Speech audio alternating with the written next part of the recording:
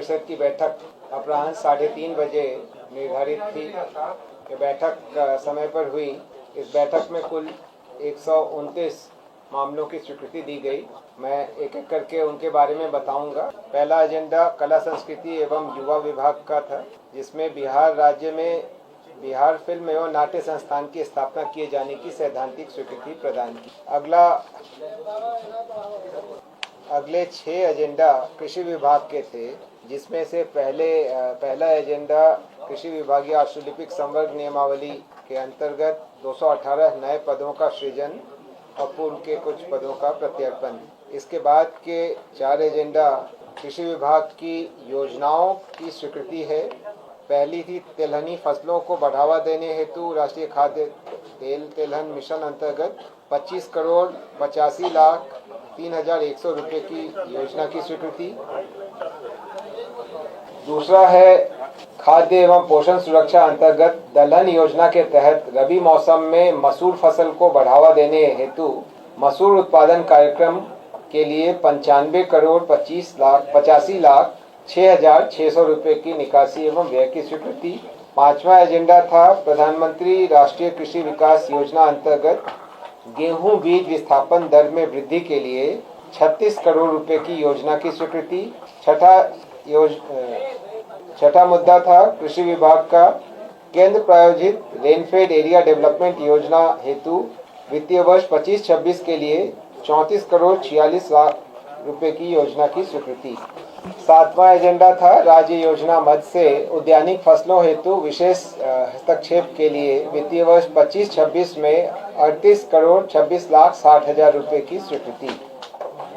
आठवां एजेंडा खान एवं भूतत्व विभाग का था, जो कि खान एवं भूतत्व विभाग में पीएमयू की स्थापना के लिए national institute for smart government की सेवा नामांकन के आधार पर लिए जाने की स्वीकृति के संबंध में था।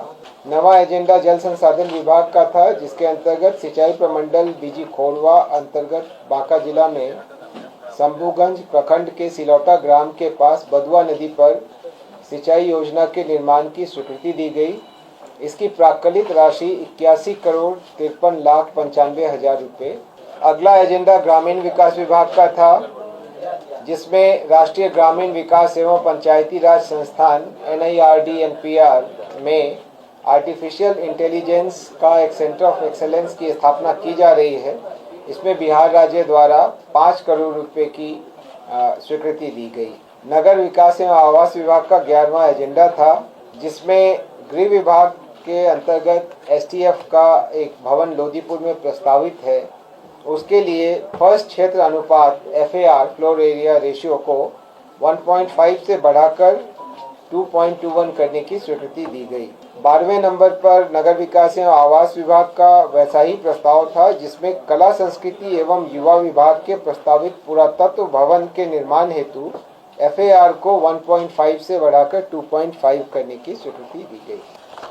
अगला 13वां एजेंडा भी नगर विकास एवं आवास विभाग का था और बिहार भवन उपविधि 2014 की उपविधि 21 में संशोधन की स्वीकृति दी गई। 14वां एजेंडा नगर विकास एवं आवास विभाग का था, जिसमें नमामि गंगे कार्यक्रम के अंतर्गत सृजित बिहार राज्य गंगा नदी संरक्षण कार्यक्रम प्रबंधन सोसाइटी के 32 पदों को प्रत्यर्पित करते हुए प्रोफेशनल्स की सेवा निविदा के माध्यम से कंसल्टेंसी एजेंसी से प्राप्त करने की स्वीकृति दी गई। 15वां एजेंडा नगर विकास एवं आवास विभाग का था, जिसके अंतर्गत अटल नवीकरण एवं शहरी परिवर्तन मिशन अंतर्गत पूर्णिया जलापूर्ति परियोजना हेतु 284 करोड़ 78 लाख 94 हजार 479 रुपये की स्वीकृति दी गई। इसी योजना के अंतर्गत अगले एजेंडा में डेहरी डालमिया नगर जलापूर्ति परियोजना हेतु 33 करोड़ 30 लाख 42 हजार 76 रुपये की स्वीकृति दी गई। इसी अटल नवीकरण और शहरी परिवर्तन योजना अंतर्गत मोतिहारी जलापूर्ति परियोजना हेतु 187 करोड़ 13 लाख 18 हजार 596 रुपये की स्वीकृति दी। 18वें एजेंडा के रूप में पुनः इसी योजना अंतर्गत बोधगया सीवरेज नेटवर्क और STP निर्माण परियोजना हेतु 121 करोड़ 87 लाख 73 हजार 34 रुपये की स्वीकृति दी गई।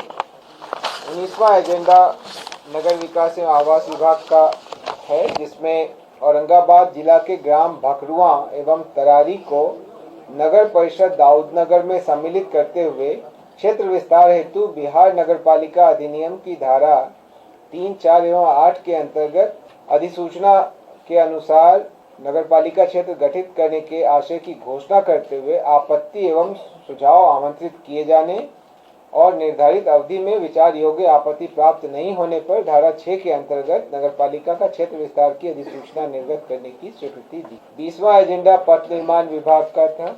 पथ निर्माण विभाग में संविदा के आधार पर तकनीकी कानूनी सलाहकार के एक पद के सृजन की स्वीकृति दी गई। 21वां एजेंडा भी पथ निर्माण विभाग का था। इसमें अनुरक्षण एवं मरम्मति हेतु 400 करोड़ रुपए की राशि बिहार आकस्मिकता निधि से अग्रिम के तौर पर प्राप्त करने की स्वीकृति दी गई। इसकी प्रतिपूर्ति द्वितीय अनुपूरक आगमन से की जाएगी। 22वां एजेंडा भी पथ निर्माण विभाग का था, जिसके अंतर्गत श्री सुनील कुमार सिन्हा, तत्कालीन सहायक अभियंता ग्राम्य अभियंत्रण संगठन सिमडेगा, जिन्हें पूर्व में सीबीआई कांड में के आधार पर उनको बर्खास्त किया गया था, उस आदेश को रांची के में माननीय झारखंड उच्च न्यायालय द्वारा निरस्त कर दिए जाने के कारण उनकी बर्खास्तगी को वापस करते हुए उनको बर्खास्त किए जाने संबंधी आदेश को निरस्त किया गया। 23वां एजेंडा पथ निर्माण विभाग का ही है, जिसमें केंद्रीय सड़क और अवसंरचना निधि के अंतर्गत पथ प्रमंडल नवादा के अंतर्गत 11.6 किलोमीटर की लंबाई में पथ के चौड़ीकरण और मजबूतीकरण हेतु 43 करोड़ 62,71,000 रुपए की स्वीकृति दी गई। 24वां एजेंडा इसी योजना के अंतर्गत पथ प्रमंडल पूर्णिया अंतर्गत धमदाहा से कुवारी पथ के 11.2 किलोमीटर लंबाई के सड़क की चौड़ीकरण एवं मजबूतीकरण के लिए 36 करोड़ 1,02,000 रुपए की प्रशासनिक स्वीकृति दी गई। क्रमांक 25 पर पथ निर्माण विभाग द्वारा इसी योजना अंतर्गत बक्सर प्रमंडल के अंतर्गत चौसा गोला से कोचस पथ के चेनेज 0 से 22 यानी कुल 22 किलोमीटर लंबाई के अंतर्गत मजबूतीकरण कार्य हेतु 112 करोड़ 58,28,000 रुपए की स्वीकृति दी गई। इसी योजना के अंतर्गत 26वें एजेंडा में भागलपुर के अंतर्गत भागलपुर हसदिया पथ लोहिया ब्रिज से NH 80 बाईपास कुल लंबाई 3.7 किलोमीटर में 4 लेन निर्माण कार्य हेतु 50 करोड़ 17,38,000 रुपए की स्वीकृति दी गई। 27वां एजेंडा भी पथ निर्माण विभाग का है और यही केंद्रीय सड़क एवं अवसंरचना निधि अंतर्गत पथ प्रमंडल मोतिहारी के अंतर्गत नरीर गिर चंपापुर आदापुर पथ के किलोमीटर 0 से 6.95 एवं किलोमीटर 6.95 से 15 किलोमीटर तक चौड़ीकरण और मजबूतीकरण कार्य हेतु 57 करोड़ 41,13,000 रुपए की स्वीकृति दी गई। इसी योजना अंतर्गत पथ प्रमंडल छपरा के अंतर्गत दिगवारा भेल्दी अमनौर तरैया से सिमरी बांध के किलोमीटर 42 से 54 तक के चौड़ीकरण और मजबूतीकरण हेतु 48 करोड़ 68,51,000 की स्वीकृति दी गई। इसी योजना के अंतर्गत पथ प्रमंडल मधुबनी अंतर्गत राजनगर मोतीपुर खैरा पथ के 12.5 किलोमीटर लंबाई में चौड़ीकरण एवं मजबूतीकरण कार्य हेतु 73 करोड़ 37,73,000 रुपए की स्वीकृति दी। पथ निर्माण विभाग के अंतर्गत ही इसी योजना के अंतर्गत पथ प्रमंडल अररिया में जयनगर से घुरना वाया नरपतगंज कुल लंबाई 35.77 किलोमीटर में चौड़ीकरण और मजबूतीकरण हेतु 139 करोड़ 7,54,270 रुपए की स्वीकृति दी गई। अगली दो योजनाएं भी इसी पथ निर्माण विभाग की इन्हीं योजनाओं के अंतर्गत है, जिसमें भागलपुर अगरपुर कोतवाली पेव शोल्डर चेनेज 0 से 17.75 सहित 2 लेन पथ का चौड़ीकरण एवं मजबूतीकरण हेतु 114 करोड़ 2,40,000 की स्वीकृति दी गई तथा अगली योजना में केंद्रीय सड़क एवं अवसंरचना निधि अंतर्गत पथ प्रमंडल ढाका के अंतर्गत गांधी चौक से लौखान पथ के 12 किलोमीटर लंबाई में चौड़ीकरण एवं मजबूतीकरण कार्य हेतु 52 करोड़ 60,95,000 रुपए की स्वीकृति। अगला एजेंडा पर्यटन विभाग का था, जिसमें क्रमांक 33 पर पटना में बांकीपुर बस स्टैंड परिसर की भूमि पर जन निजी भागीदारी PPP के माध्यम से 5 सितारा होटल के निर्माण हेतु आधारभूत संरचना विकास प्राधिकार द्वारा अनुमोदित रियायती इकरारनामा दस्तावेज के आधार पर सफल निविदाकर्ता को लेटर ऑफ अवार्ड निर्गत करने की स्वीकृति दी गई। क्या किस पर्यटन का कह रहे हैं या ये रियायती इकरारनामा दस्तावेज में जो शर्त हैं उसके बारे में इसमें जिक्र है। इसका कुल रकबा 3.24 एकड़ है, जिसका पंजीकृत मूल्य 68 करोड़ 4 लाख रुपए है। इस पर 9.5% की दर से ब्याज की गणना की जाएगी और 11 वर्षों में दस्तावेज की शर्तों के अनुरूप इसका भुगतान निवेशक द्वारा किया जाएगा। और वार्षिक अनुज्ञप्ति प्रीमियम ये वार्षिक 18 करोड़ 60 लाख रुपए एवं रियायती इकरारनामा दस्तावेज की शर्तों के अनुरूप ईयरली लाइसेंस प्रीमियम के रूप में वार्षिक तौर पर किया जाएगा। ये होटल के वाणिज्यिक परिचालन प्रारंभ होने की तिथि अथवा इकरारनामा पर हस्ताक्षर होने की तिथि से 5 वर्ष पूरा होने की तिथि, इसमें जो भी पहले हो उसके बाद से देना होगा। ये चूंकि विभाग इसमें ज़्यादा विस्तार से बता सकता है। आप अगर विवरण चाहेंगे तो मैं विभाग से अनुरोध करूंगा कि इस पर एक अलग से प्रेस नोट रिलीज करें, तो नोट कर लीजिए। पर्यटन विभाग ने ही अगला एजेंडा प्रस्तुत किया था, जिसमें काशी विश्वनाथ कॉरिडोर वाराणसी की तर्ज पर विष्णुपद मंदिर गयाजी क्षेत्र के समग्र विकास हेतु प्रिंसिपल कंसल्टेंट के रूप में HPC design planning and management private limited Ahmedabad का नामांकन के आधार पर चयन करने की स्वीकृति दी गई।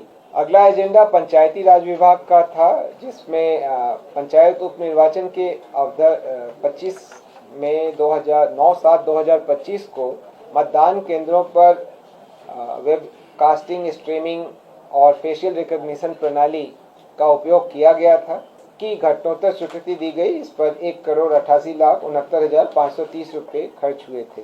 अगला एजेंडा बिहार उत्पाद मद्य निषेध उत्पाद एवं निबंधन विभाग का था, जिसमें बिहार उत्पाद रसायन परीक्षक संवर्ग में प्रोन्नति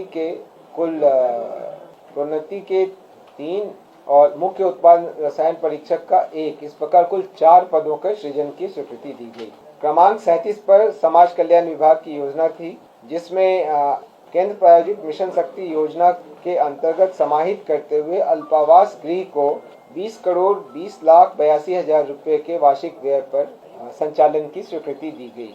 सामाजिक सुरक्षा पेंशन योजना के पेंशनधारियों का आधार आधारित जीवन प्रमाणीकरण हेतु नामांकन के आधार पर common service centre e governance services India limited के नामांकन के आधार पर चयन की स्वीकृति अगले एजेंडा में दी गई।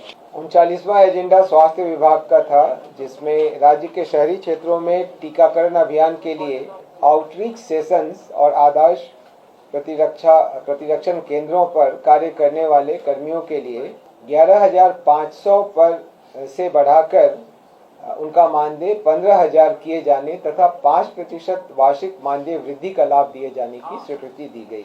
स्वास्थ्य विभाग के अगले एजेंडा में अखिल भारतीय सेवा के सेवानिवृत्त पदाधिकारियों के संबंध में पूर्व में निर्गत संकल्प में कुछ संशोधन किए गए। स्वास्थ्य विभाग द्वारा 41वां एजेंडा था, जिसमें राज्य के चिकित्सा महाविद्यालयों में PG डिप्लोमा उत्तीर्ण चिकित्सकों को राज्य में 3 वर्षों की अनिवार्य सेवा प्रदान करने हेतु लागू बंध पत्र जो बॉन्ड की व्यवस्था है उसमें संशोधन किया गया। इसमें संशोधन निम्न किए गए हैं। पहला तो बॉन्ड की अवधि को 3 वर्ष से घटा करके 2 वर्ष कर दिया गया।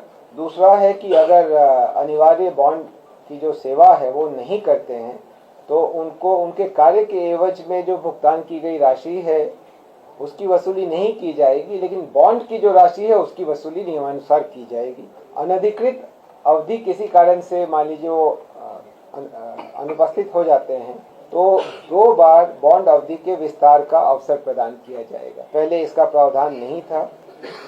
बॉन्ड अवधि की गणना विभाग में योगदान की तिथि से की जाएगी। पहले इस पर क्लैरिटी नहीं थी। कई बार विभाग में योगदान देने से पदस्थापन के बीच थोड़ा फासला हो जाता है। इसी तरीके से और भी इसमें कई प्रावधान किए गए हैं और इसमें एक और महत्वपूर्ण बिंदु जो है वो ये है कि बिहार सरकार द्वारा वित्त पोषित या भारत सरकार द्वारा संचालित चिकित्सा संस्थान जैसे एम्स, IGMS, PGI या अन्य विशिष्ट महत्वपूर्ण चिकित्सा संस्थानों में सीनियर रेजिडेंट ट्यूटर के टेन्योर अवधि के लिए अति आवश्यक समझे जाने पर अनापत्ति प्रमाण पत्र इस शर्त के साथ दी जा सकेगी कि टेन्योर अवधि पूरी हो जाएगी तो उसके बाद आकर के वो इस अपना बॉन्ड आधारित सेवा पूरा करेगी और इसके बारे में विभाग इस पर निर्णय लेगा। अभ्यर्थी इसमें कोई दावा नहीं कर सकेगा।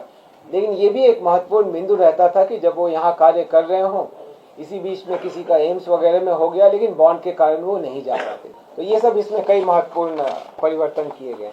शिक्षा विभाग का अगला एजेंडा था जिसमें छात्रवृत्ति की दरों में वृद्धि के कारण 99 करोड़ 21 लाख 24 हजार रुपये की स्वीकृति दी गई। छात्रवृत्ति 1800 से बढ़ाकर 3600 वार्षिक पुनर्निर्धारित की गई।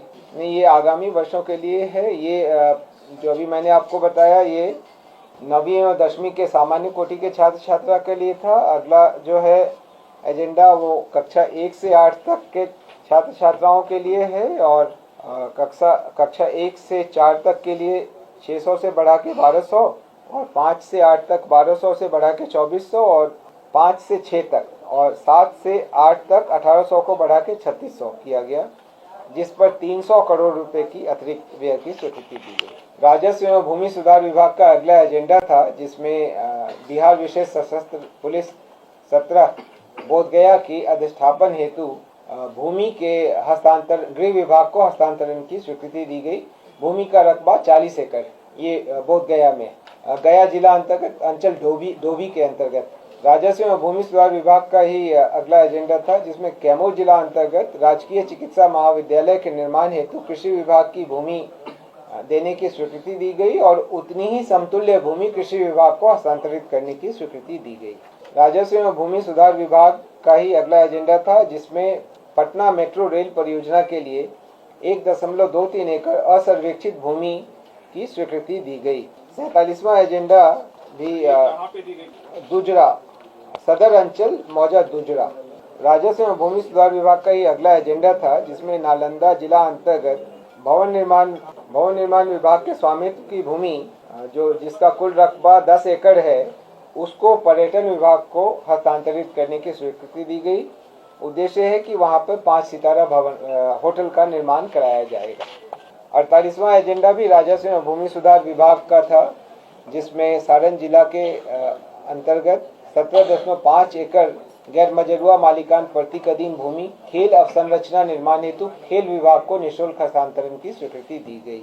ये मौजा फुलवरिया सिवान अंतर्गत महाराजगंज अंचल के अंतर्गत केंद्रीय विद्यालय के निर्माण हेतु मानव संसाधन विकास मंत्रालय भारत सरकार को 1 रुपये के टोकन मूल्य पर 30 वर्षों के लिए लीज नवीकरण विकल्प के साथ निःशुल्क बंदोबस्ती की स्वीकृति दी गई। अब वहाँ सेंट्रल स्कूल का बिल्डिंग बनेगा।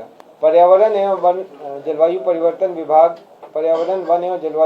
विभाग का अगला मुद्दा था जिसमें बिहार वानिकी महाविद्यालय एवं शोध संस्थान मुंगेर के स्थायी स्थापना हेतु पूर्व से सृजित 204 पदों में से 145 पदों को प्रत्यर्पित किया गया तथा 26 अतिरिक्त पदों के सृजन की स्वीकृति दी गई। अगले 4 एजेंडा भी पर्यावरण वन एवं जलवायु परिवर्तन विभाग के ही हैं जिसमें विभाग अंतर्गत 1491 अतिरिक्त पदों के सृजन की स्वीकृति दी गई। राष्ट्रीय डॉल्फिन शोध केंद्र के सुचारू संचालन हेतु 45 पदों के सृजन की स्वीकृति दी गई। संजय गांधी जैविक उद्यान के लिए 172 अतिरिक्त पदों के सृजन की स्वीकृति दी गई। अगला एजेंडा भी इसी विभाग का है जिसमें बिहार राज्य के अंतर्गत वन प्रमंडलों के पुनर्गठन के साथ साथ 9 नए वन प्रमंडल का सृजन और उसके लिए विभिन्न कोटि के 927 पदों के सृजन की स्वीकृति दी। अगला एजेंडा भी पर्यावरण वन एवं जलवायु परिवर्तन विभाग का है जिसमें सचिवालय एवं संलग्न कार्यालयों के सुदृढ़ीकरण हेतु 78 अतिरिक्त पदों के सृजन की स्वीकृति दी गई। पर्यावरण वन एवं जलवायु परिवर्तन विभाग का ही अगला एजेंडा है जिसमें बिहार कास्ट आधारित उद्योग स्थापना एवं विनियमन अधिनियम को कार्यान्वित करने हेतु बिहार कास्ट आधारित उद्योग स्थापना एवं विनियमन नियमावली 2025 की स्वीकृति दी गई। कृषि विभाग द्वारा लखीसराय में कृषि उत्पादन बाजार समिति लखीसराय के बाजार प्रांगण के आधुनिकीकरण एवं विकास हेतु 41 करोड़ 71 लाख 3 हजार रुपए की लागत पर स्वीकृति दी गई। तत्काल वर्तमान वर्ष में इस पर 10 करोड़ रुपए की निकासी एवं व्यय की स्वीकृति। पर्यटन विभाग का अगला एजेंडा था जिसमें बेगूसराय जिला अंतर्गत सिमरिया धाम के फेज 1 के तहत बृहद एवं समग्र विकास करने हेतु 64,77,04,000 रुपए की योजना की प्रशासनिक स्वीकृति दी गई। अगला एजेंडा पथ निर्माण विभाग का है, जिसमें पथ प्रमंडल मुंगेर अंतर्गत लखनपुर पानी टंकी से सरौन, मकवा, नौटोलिया, मुजफ्फरगंज होते हुए पथ के चौड़ीकरण और मजबूतीकरण हेतु 58 करोड़ 1 लाख रुपए की अनुमानित लागत पर स्वीकृति दी गई। इसमें इलेक्ट्रिक यूटिलिटी शिफ्टिंग का कार्य भी सम्मिलित है। अगला एजेंडा जल संसाधन विभाग का है। सिंचाई प्रमंडल वीरपुर अंतर्गत पूर्वी कोशी नहर प्रणाली के पुनर्स्थापन कार्य के लिए 52 करोड़ 35,59,000 की प्रशासनिक व्यय की स्वीकृति दी गई। अगला एजेंडा योजना एवं विकास विभाग का है, जिसके अंतर्गत राज्य सरकार के 7 निश्चय कार्यक्रम अंतर्गत पूर्व से संचालित मुख्यमंत्री निश्चय स्वयं सहायता भत्ता योजना में संशोधन की स्वीकृति दी गई। समाज कल्याण विभाग का अगला एजेंडा था, जिसमें मुख्यमंत्री दिव्यांगजन सशक्तिकरण छत्र योजना संबल के अंतर्गत आंशिक संशोधन किया गया है। इसके लिए 8 करोड़ 11,57,170 रुपए के अतिरिक्त व्यय की स्वीकृति दी गई। अगला एजेंडा विधि विभाग का है, जिसमें बिहार राज्य के अधिवक्ताओं के कल्याण हेतु समग्र नीति की स्वीकृति दी गई। इस नीति के तहत जो मुख्य बिंदु है वो ये है कि राज्य के अधिवक्ताओं को 1 जनवरी 24 को या उसके पश्चात नामांकित सभी अधिवक्ताओं को 3 वर्ष तक 5,000 रुपये प्रति माह की दर से स्टाइपेंड देने का प्रावधान किया गया है। अन्य भी इसमें प्रावधान किए गए हैं, जिसका विवरण आपको बाद में हम सर्कुलेट करेंगे। वित्त विभाग द्वारा एमएसपी योजना 2010 को निरसित करते हुए रूपांतरित सुनिश्चित वृत्ति उन्नयन योजना नियमावली 2025 लागू की गई है, जो कि 1/1/2009 के प्रभाव से लागू। गृह विभाग द्वारा अगला एजेंडा था, जिसमें केंद्र सरकार की असंप योजना है, पुलिस आधुनिकीकरण के लिए योजना है। इस पर कुल 50 करोड़ 63 लाख की वार्षिक योजना की स्वीकृति तथा 15 करोड़ 28 लाख की पूरक योजना की स्वीकृति दी गई। गृह विभाग का ही अगला एजेंडा है, जिसमें 15वें वित्त आयोग की अनुशंसा पर राष्ट्रीय आपदा प्रतिक्रिया कोष से प्राप्त 340 करोड़ 90 लाख रुपए की अग्निशमन से संबंधित योजनाओं की स्वीकृति दी गई।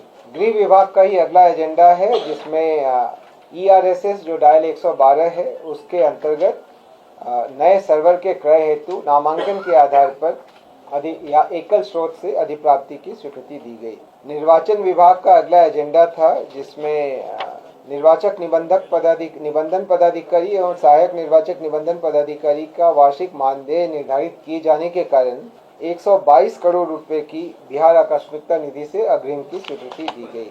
सामान्य प्रशासन विभाग का अगला एजेंडा था, जिसमें बिहार पदों एवं सेवाओं की रिक्तियों में आरक्षण अधिनियम 91 की पिछड़े वर्गों की सूची के क्रमांक 20 पर दर्ज कलवार एवं अन्य जातियों की स्थिति स्पष्ट रूप से दर्शाने के संबंध में स्वीकृति दी गई।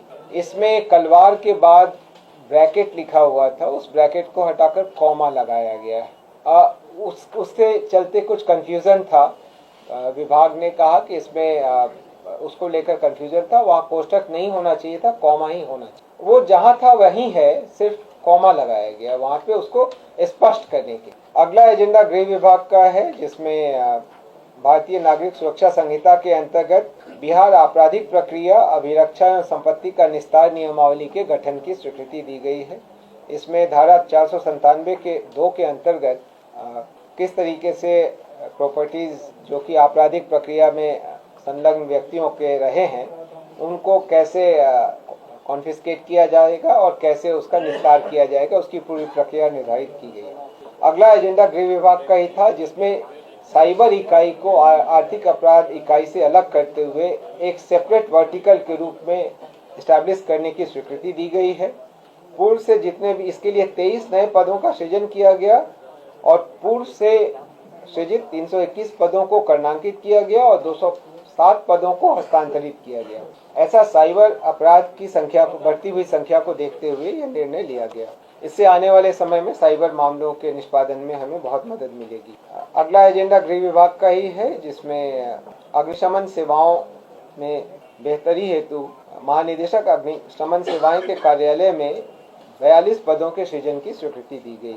अगला एजेंडा भी गृह विभाग का है, जिसमें भारतीय न्याय संहिता 2023 और भारतीय नागरिक सुरक्षा संहिता 2023 की धारा 23 में प्रावधानित दंड के क्रियान्वयन हेतु बिहार सामुदायिक सेवा नियमावली 2025 गठित किए जाने की स्वीकृति दी। आप अवगत हैं कि इस बार सामुदायिक सेवा का भी प्रावधान दंड के रूप में किया गया है, लेकिन इसे कैसे लागू किया जाएगा इसके बारे में स्पष्ट प्रावधान नहीं है।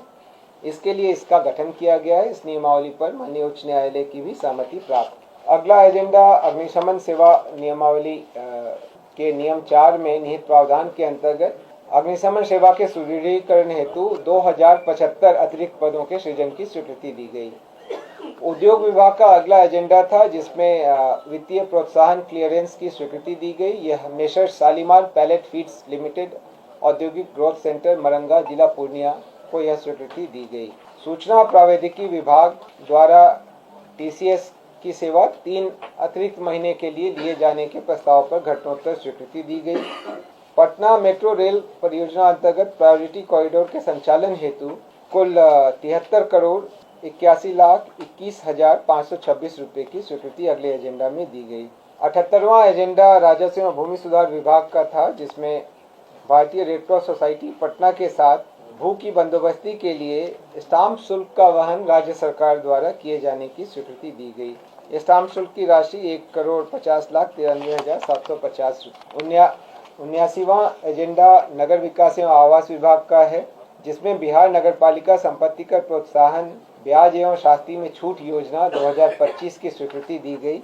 इसमें कई बिंदु हैं इस योजना में, और इससे उम्मीद है कि जो होल्डिंग टैक्स का कलेक्शन या अन्य जो कलेक्शन नगर विकास को करना है उसमें सहूलियत होगी और जितने नागरिक हैं उनको भी लाभ मिलेगा। सूचना जनसंपर्क विभाग द्वारा पटना जिला के शहरी क्षेत्रों में प्रचार प्रसार के लिए आकस्मिकता निधि से 2,57,00,000 की स्वीकृति प्राप्त की गई। अगली एजेंडा में 81वां एजेंडा शिक्षा विभाग का है, जिसमें बिहार स्टूडेंट क्रेडिट कार्ड योजना की मार्गदर्शिका में संशोधन की स्वीकृति दी गई।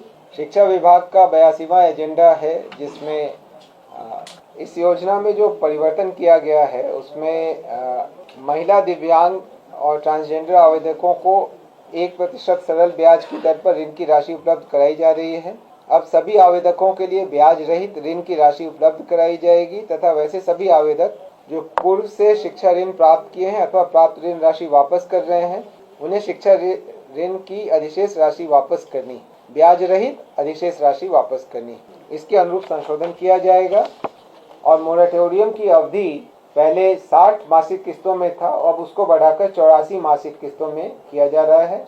2 लाख रुपए तक के लिए, और 2 लाख से अधिक है उसमें 84 से बढ़ाकर 120 मासिक किस्तों को किया जा रहा है।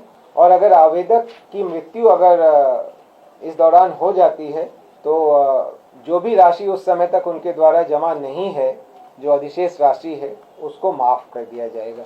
ये इसमें मूल परिवर्तन किए गए, उसको नहीं, जो बची हुई राशि। शिक्षा विभाग द्वारा महादलित विकास मिशन के अंतर्गत मानदेय की राशि और प्रतिवर्ष शिक्षण सामग्री मद में दी जा रही राशि को बढ़ाया गया है। 3,405 से बढ़ाकर 12,000 किया गया है और एक स्मार्टफोन हेतु 10,000 रुपये की स्वीकृति दी गई। शिक्षा विभाग द्वारा ही संविदा के आधार पर सेवानिवृत्त लिपिक के 40 पद और कंप्यूटर ऑपरेटर के 40 पद के सृजन की स्वीकृति अगले एजेंडा में प्राप्त की गई। 84वां एजेंडा स्वास्थ्य विभाग का था, जिसमें ममता एवं आशा फैसिलिटेटर के दरों में जो वृद्धि की गई थी उसको 1/7/2025 से प्रभावी किया गया है।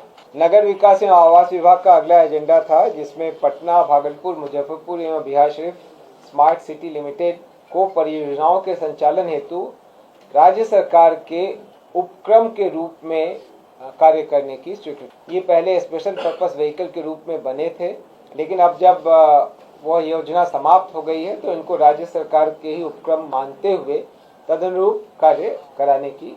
अगले एजेंडा में मद्य निषेध उत्पाद एवं निबंधन विभाग द्वारा श्री प्रशांत कुमार तत्कालीन सहायक निबंधन महानिरीक्षक को बर्खास्तगी का दंड अधिरोपित किए जाने की स्वीकृति दी गई। अगला एजेंडा नगर विकास एवं आवास विभाग का है, जिसमें राज्य में औद्योगिक वाणिज्यिक ग्रीन बिल्डिंग की गतिविधि को प्रोत्साहन देने के लिए विशेष सहायता योजना एवं अनुपालन प्रक्रिया में कमी और विनियमन में ढील के संदर्भ में बिहार भवन उपविधि 2014 में संशोधन की स्वीकृति दी गई। अगला एजेंडा है जहां पर डायल 112 के तहत जो गृह विभाग का, जिसमें आर्मी वेलफेयर प्लेसमेंट ऑर्गेनाइजेशन से ड्राइवर की सेवा ली गई, उनका मानदेय बढ़ाकर 30,000 करने की स्वीकृति दी गई। गृह विभाग का ही अगला एजेंडा था जिसमें बिहार पूर्व सैन्य पदाधिकारी सेवा नियमावली 2025 के गठन की स्वीकृति दी गई। अगला एजेंडा सामान्य प्रशासन विभाग का था जिसमें Bihar civil code, court manager चयन, नियुक्ति एवं अन्य सेवा शर्त नियमावली 2025 की स्वीकृति दी गई। अगला एजेंडा भी सामान्य प्रशासन विभाग का है जिसमें बिहार उच्च न्याय सेवा संशोधन नियमावली 2025 की स्वीकृति दी गई। अगला एजेंडा भी सामान्य प्रशासन विभाग का है जिसमें बिहार सिविल सेवा न्यायिक शाखा प्रशिक्षण एवं विभागीय परीक्षा संशोधन नियमावली 2025 की स्वीकृति दी। अगले एजेंडा में निबंधक कोर्ट एवं केस मैनेजमेंट, उप निबंधक कोर्ट एवं केस मैनेजमेंट और सहायक निबंधक कोर्ट एवं केस मैनेजमेंट कुल 3 पदों के सृजन की स्वीकृति दी। सामान्य प्रशासन विभाग का ही अगला एजेंडा था जिसमें बिहार रासायनिक सेवा न्याय शाखा भर्ती संशोधन नियमावली 2025 की स्वीकृति। बिहार सचिवालय सेवा के विभिन्न ग्रेड के पदों का पुनर्गठन करने के संबंध में अगला एजेंडा था जिस पर स्वीकृति दी गई। 95 मिल गया होगा, अभी डिस्ट्रीब्यूट हो रहा होगा। ऊर्जा विभाग का अगला एजेंडा था जिसमें पटना के करबगहिया क्षेत्र में अवस्थित निष्क्रिय विद्युत ताप ऊर्जा शक्ति घर को पर्यटन, शैक्षणिक शोध एवं विरासत संरक्षण के उद्देश्य से ऊर्जा संग्रहालय के रूप में विकसित करने की सैद्धांतिक स्वीकृति दी गई। ये आप लोगों ने भी देखा होगा।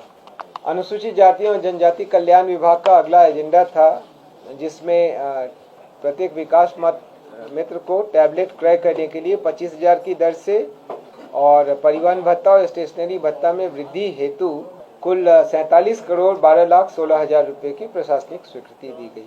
पर्यटन विभाग का अगला एजेंडा था जिसमें मोकामा शहर में, पटना जिला के मोकामा शहर में सांस्कृतिक, धार्मिक एवं पर्यटकीय सुविधाएं विकसित करने हेतु पथ निर्माण विभाग की 10.11 एकड़ भूमि पर्यटन विभाग को निःशुल्क हस्तांतरण की स्वीकृति दी गई। अगला एजेंडा मंत्रिमंडल सचिवालय विभाग का था जिसमें मोतिहारी, छपरा एवं भागलपुर हवाई अड्डे का pre feasibility study airport authority of India से कराने के बारे में नामांकन के आधार पर 1,21,58,000 की स्वीकृति दी गई। अगला एजेंडा भी मंत्रिमंडल सचिवालय विभाग का है जिसमें भागलपुर जिला के सुल्तानगंज अंचल अंतर्गत ग्रीनफील्ड हवाई अड्डा के निर्माण हेतु 931 एकड़ भूमि अर्जित किए जाने हेतु अनुमानित मुआवजा राशि 472 करोड़ 72 लाख रुपए की प्रशासनिक स्वीकृति दी। अगले एजेंडा में मंत्रिमंडल सचिवालय विभाग वायुयान संगठन निदेशालय का ही एजेंडा है जिसमें राज्य में एयरो स्पोर्ट्स तथा उड्डयन प्रशिक्षण संस्थानों के प्रोत्साहन हेतु एयरो क्लब ऑफ इंडिया नई दिल्ली और राज्य सरकार के बीच समझौता ज्ञापन हस्ताक्षर करने की स्वीकृति दी गई। अगला एजेंडा भी वायुयान संगठन निदेशालय मंत्रिमंडल सचिवालय विभाग का ही है जिसमें सहरसा जिला अंतर्गत हवाई अड्डा के रनवे विस्तार हेतु अतिरिक्त 12.08891 एकड़ अर्जित करने हेतु 147 करोड़ 76,56,180 रुपए की प्रशासनिक स्वीकृति दी गई। अगला एजेंडा भी मंत्रिमंडल सचिवालय विभाग का ही है जिसमें खेलगांव नई दिल्ली स्थित MTNL की परिसंपत्तियों के क्रय हेतु 68 करोड़ 43 लाख रुपए और अन्य व्यय कुल 75 करोड़ 27 लाख रुपए के व्यय की प्रशासनिक स्वीकृति दी गई। स्वास्थ्य विभाग का अगला एजेंडा था जिसमें 100 वर्धमान आयुर्विज्ञान संस्थान, संप्रति भगवान महावीर आयुर्विज्ञान संस्थान पावापुरी नालंदा के निर्माण योजना में बिहार राज्य पुल निर्माण निगम लिमिटेड से प्राप्त अनुरोध और आर्बिट्रेशन अवार्ड के लाइट में 150 करोड़ रुपए यानी 1,50 करोड़ रुपए की बिहार आकस्मिकता निधि से स्वीकृति दी गई। आपदा प्रबंधन विभाग का अगला एजेंडा था जिसमें राज्य आपदा मोचन बल SDRF में फॉलोअर श्रेणी के पूर्व से स्वीकृत पदों के अतिरिक्त 73 अतिरिक्त पदों के सृजन की स्वीकृति। पशुपालन एवं पशु एवं मत्स्य संसाधन विभाग का अगला एजेंडा था जिसमें गव्य विकास निदेशालय अंतर्गत कुल 9 जिला में नए जिला गव्य विकास कार्यालय की स्थापना और कुल 72 नए पदों के सृजन की स्वीकृति दी गई जिस पर अनुमानित व्ययभार 4 करोड़ 47,37,692 रुपए है। पंचायती राज विभाग का अगला एजेंडा था अगले वर्ष होने वाले आम निर्वाचन पंचायत आम निर्वाचन 2026 में EVM मशीन हेतु ECIL को नामांकन के आधार पर 208 करोड़ 27 लाख 5,000 रुपये की राशि की स्वीकृति दी गई। कला संस्कृति एवं युवा विभाग का अगला एजेंडा था, जिसमें संग्रहालय निदेशालय तथा अन्य राजकीय संग्रहालयों को सुचारू रूप से चलाने हेतु कुल 139 नए पदों का सृजन एवं पूर्व से सृजित 4 पदों के प्रत्यर्पण की स्वीकृति दी गई। अगला एजेंडा भी कला संस्कृति एवं युवा विभाग का ही है, जिसमें NCC के कैडेटों को शिविर एवं यात्रा के लिए दैनिक भत्ता के दरों में वृद्धि की गई है और उनको AC 3 टायर में यात्रा करने की स्वीकृति दी गई। इस पर 22,51,521 रुपये का अतिरिक्त व्यय भार अनुमानित। ग्रामीण कार्य विभाग का अगला एजेंडा था, जिसमें मुख्यमंत्री ग्रामीण सड़क उन्नयन योजना के अंतर्गत निर्माण कार्य में अतिरिक्त राशि 250 करोड़ रुपए की बिहार आकस्मिकता निधि से अग्रिम की स्वीकृति दी गई है। विज्ञान प्रौद्योगिकी और तकनीकी शिक्षा विभाग का अगला एजेंडा था, जिसमें इंटर्नशिप नीति में संशोधन किए जाने की स्वीकृति दी गई। पहले से इंटर्नशिप नीति में 7वें सेमेस्टर में 8 सप्ताह की इंटर्नशिप अवधि निर्धारित थी, उसको घटाकर 4 से 6 सप्ताह किया गया है।